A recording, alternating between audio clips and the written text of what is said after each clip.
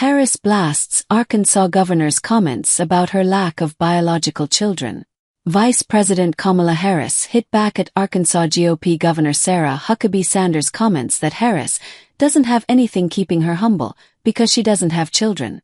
I don't think she understands that there are a whole lot of women out here who, 1, are not aspiring to be humble, Harris, the Democratic presidential nominee, told Call Her Daddy podcast host Alex Cooper. 2, she added in the taped interview which aired Sunday, there are a whole lot of women out here who have a lot of love in their life, family in their life and children in their life, and I think it's really important for women to lift each other up. We have our family by blood and then we have our family by love. And I have both, Harris, who is a stepmother to her husband Doug Emhoff's 2 children, told Cooper, adding, and I consider it to be a real blessing. Harris discussed her relationship with her stepchildren, Cole and Ella Emhoff, who are her husband's biological children from his first marriage. They are my children, and I love those kids to death, and family comes in many forms, Harris said. Last month, Huckabee Sanders, who served in former President Donald Trump's administration, told attendees at a town hall, my kids keep me humble. Unfortunately, Kamala Harris doesn't have anything keeping her humble. Huckabee Sanders said in a statement to NBC News that she would never criticize a woman for not having children. The point I was making, and that Kamala Harris confirmed by her own admission, is that she doesn't believe our leaders should be humble, which explains her arrogant claim that she alone can fix our nation's problems after spending the last 4 years making them worse, she continued.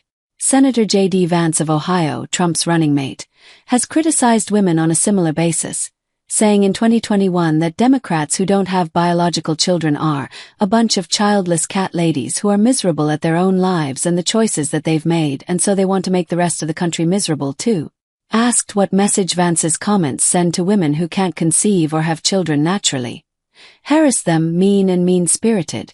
I think that most Americans want leaders who understand that the measure of their strength isn't who you beat down. The real measure of strength of a leader is who you lift up, she added. Cooper also asked Harris about Trump's comments last month at a rally in Indiana, Pennsylvania, where he said that under a future Trump administration, you will no longer be abandoned, lonely or scared. You will no longer be in danger. You're not going to be in danger any longer. You will no longer have anxiety from all of the problems today. You will be protected, and I will be your protector.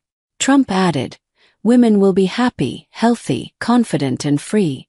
Harris blasted Trump, blaming him for nominating 3 Supreme Court justices who voted to overrule Roe v. Wade. They did just as he intended, Harris said, adding that there are now 20 states with Trump abortion bans, including bans that make no exceptions for rape or incest. Which means that you're telling a survivor of a crime with a violation of their body they don't have a right to make a decision about what happens to their body next. This is the same guy that is now saying that? Harris asked, referring to Trump's comments about protecting women. This is the same guy that said women should be punished for having abortions. This is the same guy who uses the same kind of language he does to describe women. So yeah, there you go. A spokesperson for the Trump campaign didn't immediately respond to a request for comment.